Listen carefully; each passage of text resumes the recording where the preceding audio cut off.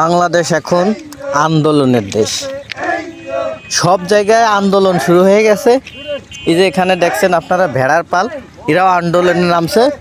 ওরা বলতেছে ওদের নাকি ট্রেনে উঠতে হবে, ট্রেনে না উঠতে দিলে এই যে রাস্তা অবরোধ করছে ট্রেন রাস্তা, ওরা এই রাস্তা ছাড়বে না। এই পিচ্চু, তুমি কি কিছু বলতে চাও? হ্যাঁ, এই যে দেখতে পাচ্ছেন ছাগল তো না, বেড়ালের বাচ্চা কাচ্চা সব কিছু নিয়ে চলে এসেছে।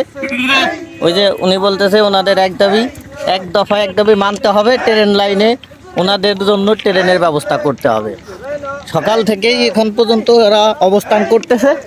ওদের অনেক বুঝিয়ে সুজিয়ে আমাদের নেতা শিকদার হাফিজুর রহমান ইব্রাহিম সে পারে নাই। এখন এরা খুবইভাবে দৃঢ় প্রতিজ্ঞাবদ্ধ, ওদের এই দাবি মানতেই হবে।